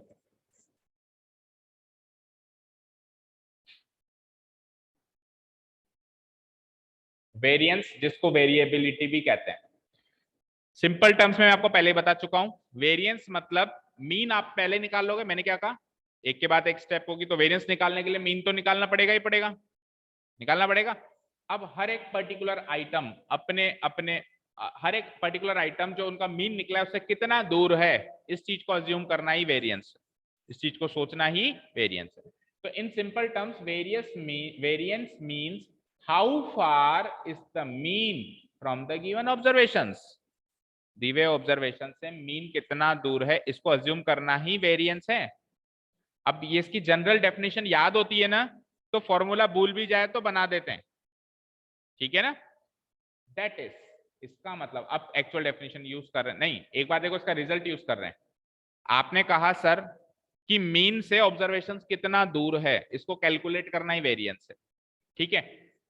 तो ये कह रहा है कि वेरिएंस कम होगा, वेरिएबिलिटी कम होगी जब आप मीन के नजदीक है, और वेरिएबिलिटी ज्यादा होगी जब आप मीन से दूर हैं। Variance will be small when the values of the random variable are close to the mean of the random variable and vice versa, vice versa ने इसका जस्ट उल्टा कर दो कि वेरिएंस लार्ज हो जाएगा जब उसकी नजदीकियां बढ़ जाएंगी, मतलब नजदीकियां नहीं दूरियां बढ़ जाएंगी, ऑब्वियसली नजदीकियां बढ़ जाएंगी तो वेरिएंस स्मॉल हो जाएगा, दूरियां बढ़ जाएंगी मीन से तो वेरिएंस लार्ज नंबर बनेगा कुछ, ओके। जब अपन वेरिएंस निकालेंगे ना बेटा, तो भी अपन इस चीज को चेक कर सकते हैं कि मीन के पास पास की वैल्यूज आ रही है तो वेरिएंस एक छोटा नंबर निकल के आएगा, और मीन से दूर दूर की वैल्यूज आ रही है तो वेरिएंस एक लार्ज बड़ा नंबर निकल के आएगा, ओके। यहां तक हो गया। अब रैंडम वेरिएबल की अलग अलग जो वैल्यूज हैं वो एवरेज से मीन से कितना दूर है, अगर वो सारे सपोज करो 1 2 3 4 5, सपोज करो 1 2 3 4 5, एवरेज क्या आया 3, तो 1 भी 3 के पास है, 2 भी 3 के पास है, 3 तो 3 है, 4 5, तो पास पास के नंबर से तो अब वेरिएंस छोटा नंबर निकल के आएगा, वेरिएबिलिटी कम निकल के। सपोज करो नंबर है -30, -20, 0 और 30 और 60, दूर दूर के नंबर से एवरेज मान लो निकल गया इनका 5, जैसे मान लो अब 5 से -30 दूर है, -20 भी दूर है, उधर 30 भी बहुत दूर है, तो थोड़ा दूर दूर हो गए तो वेरिएंस बड़ा नंबर निकल जाएगा, और बड़े दूर के नंबर ले लो, और वेरिएंस थोड़ा सा बड़ा हो जाएगा। समझ आया? क्लियर है? हाँ जी, अब इसको निकालने का फॉर्मूला रेडी करते हैं। तो पहली लाइन तो वही लिखेंगे जो मीन के फॉर्मूला में लिखी थी कि let the possible values of random variable x, तो मान लो ये और उनकी रेस्पेक्टिव प्रोबेबिलिटीज मान लो P1 P2 P3 up to Pn।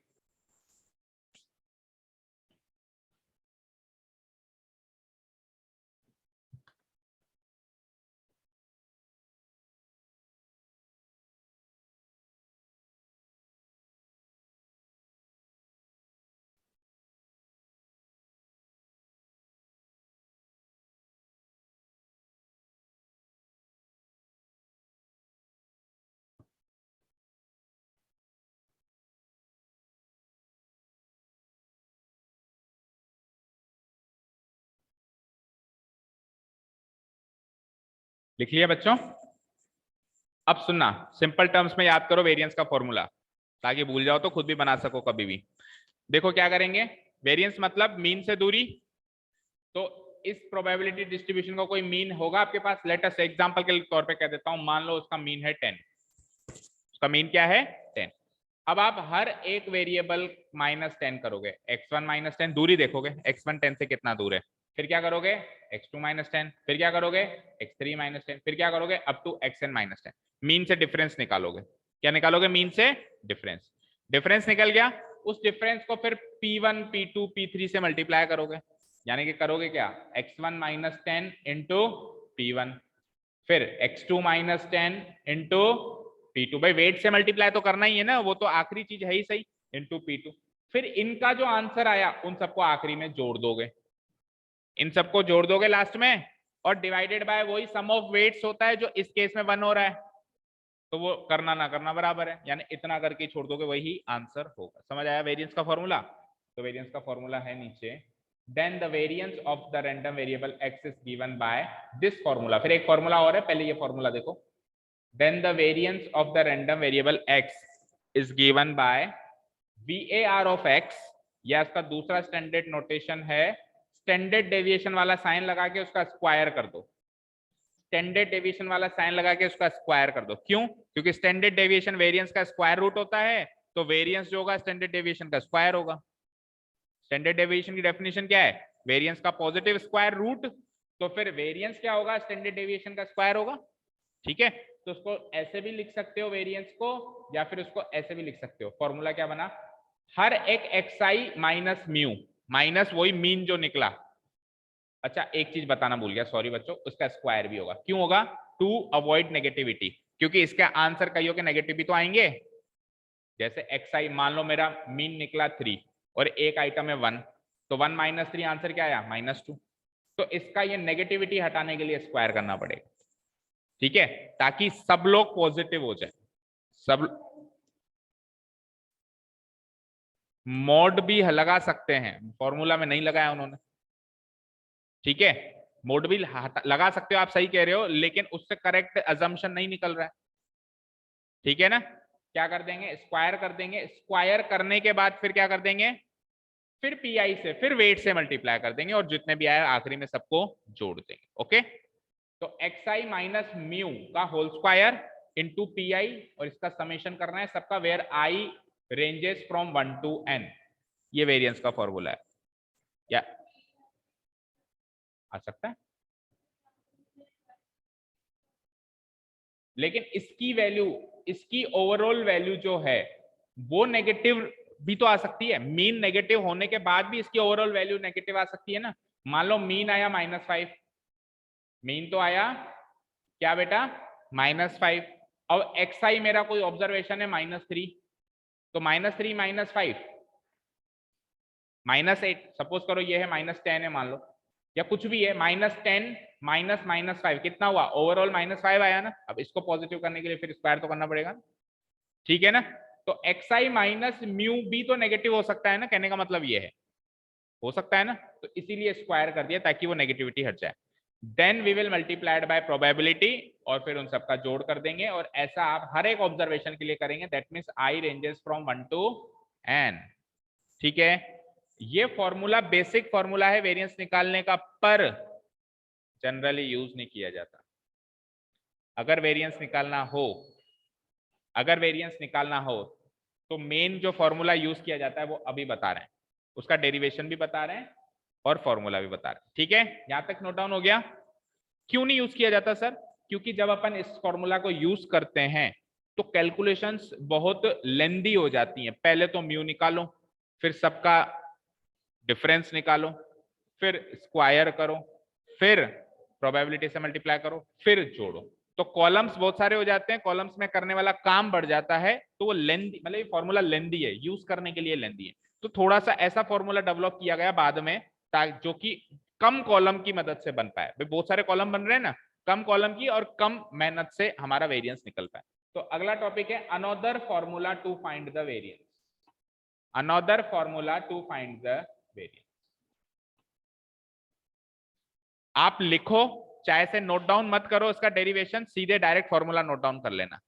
Heading डालो another formula to find the variance.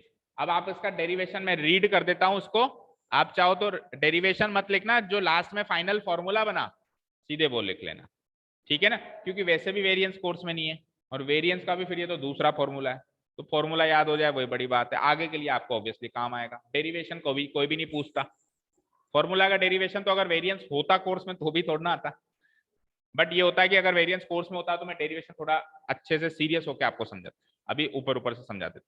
ठीक है, अब सुनो, ये मेरा ओरिजिनल फॉर्मूला है, एक बार के लिए देख लो, बस फटाफट रीड कर लेते हैं।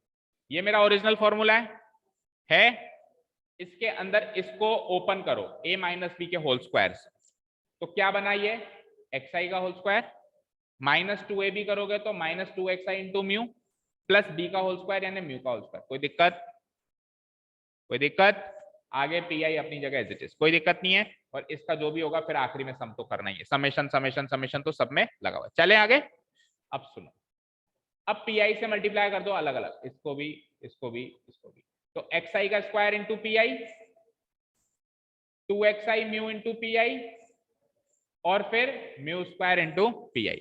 अब इसमें एक चीज ध्यान देने वाली है कि म्यू तो कांस्टेंट है, म्यू तो क्या है कांस्टेंट है, 2 भी कांस्टेंट था, तो इसीलिए इन्होंने इसका जो प्रोडक्ट लिखा उसमें 2 म्यू पहले लिख लिया, भाई कांस्टेंट क्वांटिटी पहले, और xi pi तो सारे सारे है ना, x1 p1 b x2 p2 b x3, उन सबका सम करना है आपको, उन सबका क्या करना है सम, इसीलिए xi pi एक साथ रखा और कांस्टेंट क्वांटिटी एक साथ है। कोई ये भी कह सकता है कि सर इसका प्रोडक्ट उन्होंने ऐसे क्यों नहीं लिखा, 2xi mu into P I, तो लिखने में लिख सकते हैं लेकिन कंफ्यूजिंग है ये।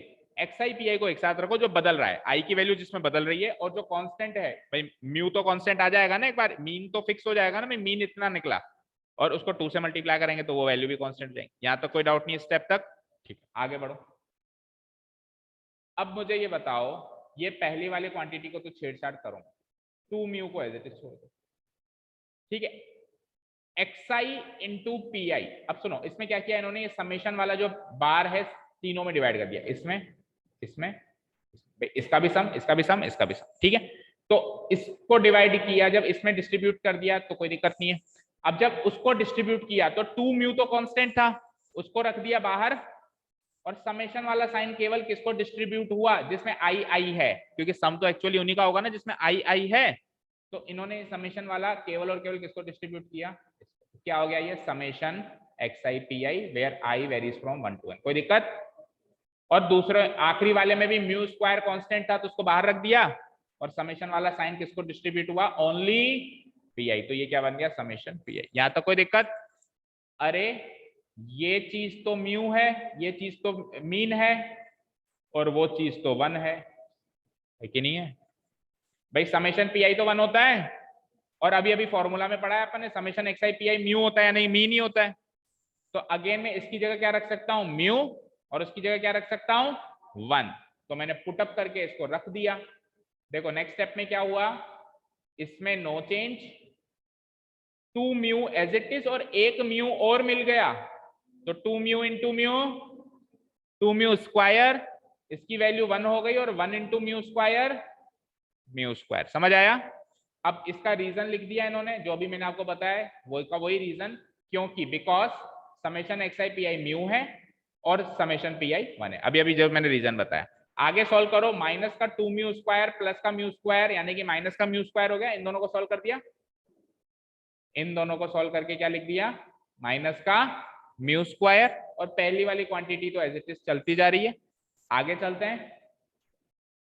अब सुनो ध्यान से। तो मेरे वेरिएंस का फॉर्मूला बन गया, यहाँ पे देखो ध्यान से, ये वाली क्वांटिटी एज इट इज, और म्यू का मतलब क्या है, मीन। म्यू का मतलब क्या है, तो मीन का स्क्वायर करना है, दैट मीन्स। तो मीन का फॉर्मूला क्या होता है, यही तो होता है भाई, म्यू का फॉर्मूला यही होता है ना, उसका स्क्वायर करना है। तो वेरिएंस का फॉर्मूला बन गया समेशन xi का स्क्वायर इंटू पी आई और मीन का स्क्वायर।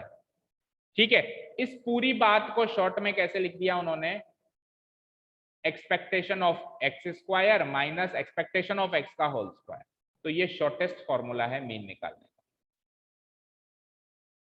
एक्सपेक्टेशन ऑफ एक्स का स्क्वायर, यानी कि जो xi pi कर रहे थे ना, उसमें xi का स्क्वायर इंटू pi हो रहा है भाई। समेशन ऑफ, जब xi pi कर रहे थे तो उसको क्या लिख रहे थे, एक्सपेक्टेशन ऑफ x।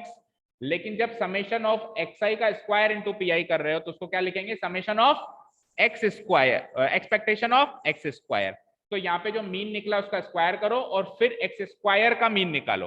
वहां पे तो x का ही मीन था, यहाँ पे x स्क्वायर, यानी कि जो रैंडम वेरिएबल की वैल्यू आती है ना 0 1 2 3 4, उसका एग्जैक्टली स्क्वायर कर दो और फिर उसको प्रोबेबिलिटी से मल्टीप्लाई करके उसका मीन निकालो, और इधर जो ओरिजिनल मीन निकला उसका स्क्वायर कर दो और इन दोनों का डिफरेंस देख लो। ये मेथड ज्यादा आसान पड़ता है जब अपन एक्चुअली एप्लीकेशन करते हैं बजाय के उससे। ठीक है, कैसे सर, कैसे अभी बताते हैं। एक अपन एक्सपेरिमेंट अभी कंसीडर किया नंबर ऑफ हेड्स निकालने का, याद है आपको? उसमें x की वैल्यू क्या आई थी, बोलना जरा जल्दी से, और p ऑफ x की क्या आई थी। x की वैल्यू, नंबर ऑफ हेड्स जब 2 थे तो क्या आई थी, 1/4। नंबर ऑफ हेड्स जब 1 था तो क्या आई थी, 1/2। एंड नंबर ऑफ हेड्स जब 0 था तब क्या आई थी, 1/4। ठीक है, अब आपको वेरिएंस निकालना है लेटर से। तो वेरिएंस निकालने के लिए आप एक्सपेक्टेशन निकालेंगे। एक्सपेक्टेशन निकालने के लिए आप क्या करेंगे, ये कॉलम ऐसे ही बना देते हैं, रुको फिर से डिफाइन करते हैं, हॉरिजॉन्टली बनाते हैं। बोलना एक बार क्या था, 0 1 2, 1/4 1/2 1/4। ठीक है, अब एक्सपेक्टेशन निकालने के लिए क्या करोगे, x इंटू पी एक्स, यही तो करोगे। तो x इंटू पी एक्स, ये क्या हो जाएगा, 0 इंटू 1/4 0, 1 इंटू 1/2 1/2, 2 इंटू 1/4 यानी कि 1/2। ओके, इसका सम करोगे 1/2 प्लस 1/2 1, और इसका सम करोगे यानी 1। तो इस केस में तो आपकी एक्सपेक्टेशन ऑफ x कितनी आ गई, summation xi pi divided by summation pi यानी कि 1। तो ये तो केवल मीन निकला है। अब किसी ने कहा वेरिएंस भी निकालो, तो वेरिएंस निकालने के लिए मीन तो निकाला ही है ना आपने, किसी का तो स्क्वायर है फॉर्मूला में। तो एक आइटम तो क्लियरली डिफाइन है इसका स्क्वायर, और जो दूसरा इधर वाला आइटम है एक्सपेक्टेशन ऑफ एक्स स्क्वायर, वो कैसे निकालोगे, पहले इसका स्क्वायर कर दोगे। पहले क्या कर दोगे, इसका स्क्वायर, यानी कि एक कॉलम बनेगा एक्स स्क्वायर, 0 का स्क्वायर 0, 1 का स्क्वायर 1, 2 का स्क्वायर 4, और अब एक्स स्क्वायर को पी ऑफ से मल्टीप्लाई करोगे प्रोबेबिलिटी से, यानी कि अगला कॉलम क्या बनेगा, जैसे यहाँ पे एक्स इंटू पी एक्स वाला कॉलम था, क्या हो जाएगा, x into x square into P x. करो मल्टीप्लाई, 1/4 इंटू 0 0, 1/2 इंटू 1 1/2, और 1/4 इंटू 4 1। इसका सम करो, करो जरा, 3/2। ठीक है, तो वेरिएंस कैसे निकलेगा अब, variance of x equal to ये 3/2 माइनस जो ओरिजिनल मीन निकला था उसका स्क्वायर। ठीक है ना, ये एक्सपेक्टेशन ऑफ एक्स स्क्वायर है और वो एक्सपेक्टेशन ऑफ एक्स का स्क्वायर है। समझ आई बात, ये तो है expectation of x square, variable का स्क्वायर कर दिया, और ये क्या है, एक्सपेक्टेशन ऑफ एक्स जो निकला उस वैल्यू का स्क्वायर है ये। तो 3/2 माइनस 1 यानी कि आंसर वेरिएंस हो जाएगा मेरा 1/2। ओके, अब अपन डिफरेंस निकालते, जो मीन निकला 1 माइनस, नहीं ऐसे निकालते 1 माइनस 0, 1 माइनस 1, 1 माइनस 2, फिर स्क्वायर करते, फिर p से मल्टीप्लाई करते, तो आंसर उससे भी वही आता, बट वो कॉम्प्लिकेटेड तरीका रहता। हो सकता है इस क्वेश्चन में ना रहे वो कॉम्प्लिकेटेड तरीका, लेकिन कई क्वेश्चन में ये वाला तरीका बहुत ज्यादा कॉम्प्लिकेटेड बन जाता है, मतलब न्यूमेरिक वैल्यूज बहुत अजीब अजीब से आ जाती हैं। तो उसमें हमेशा मेथड जो करेक्ट यूज करना चाहिए, जो सुटेबल मेथड है वो ये वाला है, वेरिएंस निकालना। ठीक है, क्लियर है, चलिए फटाफट करो, एक्सटेंडेड डेविएशन की डेफिनेशन लिखो और खत्म करो। स्टैंडर्ड डेविएशन क्या है, वेरिएंस का रूट है। एक लाइन में लिखना है बस, है ना। यहां तक लिख लिया। Standard deviation of the random variable x is the positive square root of the variance of the random variable x. That is it. हाँ बस इतना। स्टैंडर्ड डेविएशन में तो वेरिएंस का रूट करना है और कुछ नहीं करना। हो गया। The standard deviation of the random variable x is the positive square root of the variance of the random variable x. random variable x का वेरिएंस तो आपने निकाला ही है, इसका स्टैंडर्ड डेविएशन निकालने के लिए उस वेरिएंस का, जैसे भी वेरिएंस क्या निकला था मेरा 1/2 निकला था ना वेरिएंस, तो कोई पूछे स्टैंडर्ड डेविएशन बताओ तो इसका रूट कर दो, यानी कि आंसर क्या आ जाएगा 1/√। ये standard deviation easy. That is standard deviation को एसडी भी लिखते हैं, जैसे वेरिएंस को VAR लिखते हैं तो स्टैंडर्ड डेविएशन को एसडी भी लिखते हैं ऑफ एक्स। या फिर स्टैंडर्ड नोटेशन में देखो, वेरिएंस का जो स्टैंडर्ड नोटेशन था वो इसका स्क्वायर था, वो क्या था, इसका स्क्वायर था। स्टैंडर्ड डेविएशन में भी वो स्क्वायर हट जाता है, केवल वो सिग्मा वाला साइन रह जाता है। इक्वल टू ये जो अभी मैंने वेरिएंस का फॉर्मूला लिखा था ना, इसी का क्या कर दो, ऊपर वेरिएंस का फॉर्मूला यही तो लिखा है आपने, expectation of x square minus expectation of x का स्क्वायर, इसका root.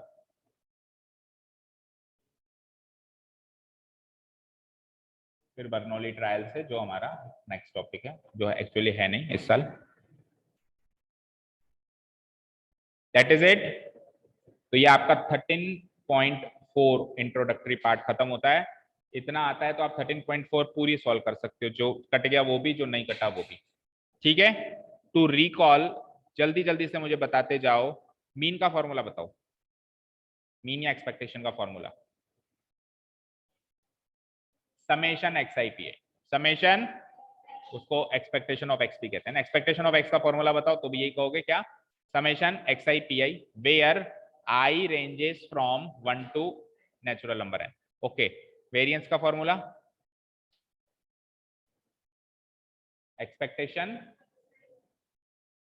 Expectation of x square, ये फॉर्मूला याद करो ना, easy. Expectation of x square minus expectation of x का square, expectation of x square minus expectation of x का square. और कोई स्टैंडर्ड डेविएशन पूछे तो रूट ऑफ वेरिएंस, जो expectation of x minus expectation of x का square निकला है उसका पॉजिटिव स्क्वायर रूट, वो स्टैंडर्ड डेविएशन। ठीक है, चलिए तो कल से एक्सरसाइज स्टार्ट करेंगे हम, है ना। Thank you so much for listening to us, have a nice day, keep learning and bye bye.